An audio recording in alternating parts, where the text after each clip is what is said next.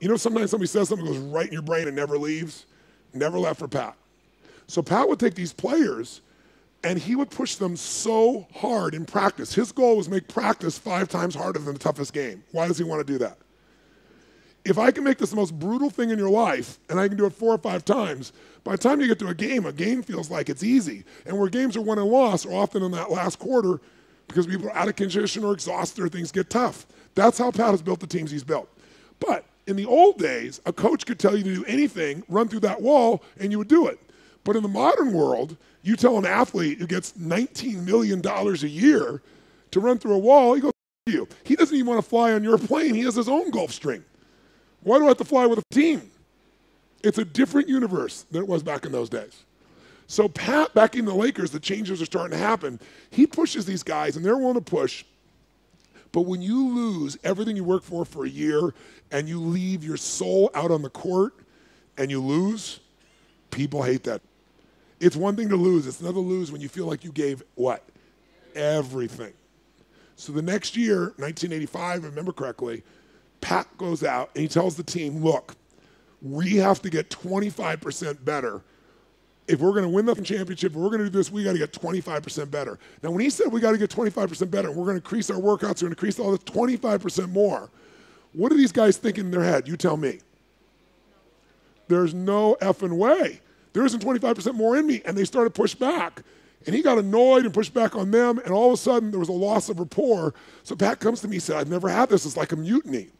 He said, I got these guys, and they've always listened, and I'm pushing them, and they're just not responding. He goes, this is the most crazy-ass thing in the world. And I said, Pat, do you really need to be 25% better when you lost in the 7th game by this many points?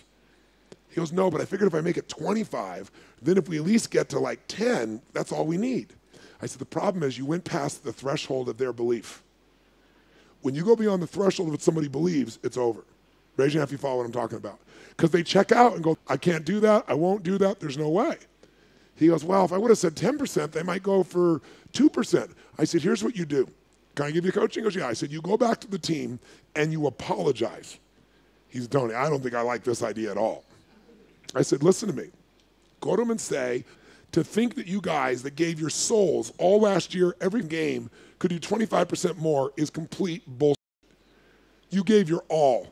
We left it all on the table. We lost in the last game, literally by a few points. It was devastating for everybody.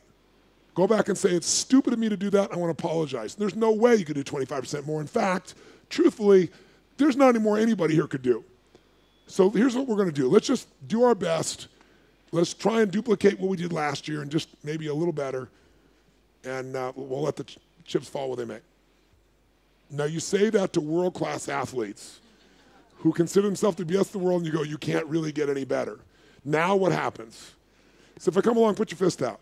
If I come out like this and I push on him, what is he doing? I didn't tell him to push back. Why is he pushing back?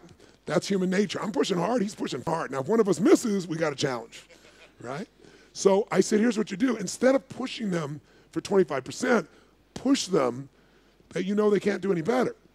And any man with his salt, what's he going to do? He's going to push back. So these guys go, what the hell are you talking about? You're right, 25% is insane, but saying we're not going to improve at all, that's the dumbest thing I've ever heard. Now he's got these guys giving him about having low standards. It's the perfect piece. So I said, when they do it, and it's predictable they will, all you got to do is go, okay, you're right. To have no standard is stupid. None of us are about that. Let's just improve a tiny bit. Let's all agree that we'll just improve 1%. 1% in 5 areas of the game. So 1% better in rebounding, 1% better in free throws, 1% floor from the floor, 1% better on block shots. 5 elements, 1% better. Now, what are these guys thinking now when he says 1% better? What are they thinking? Too what? Too easy. How many think they're thinking too easy? It's exactly what they said. The majority of them are going, 1%, we can do 10%, we can do 8%, we're not going to do 1%. Now they're telling him they should be doing more than what he's asking. He goes, okay, if you do more, that's your business. All I ask from you is 1% better in each of 5 areas of the game. Now look at the genius of this simple plan. It's based on everything I teach. What's going to happen now? He's got 11 players on the team. If they all get 1% better in 5% of the game, that's 55% better. Truthfully, though, on the floor, there's only 5 players at a time. So 5 players 5% better each is that's how I came up with the plan.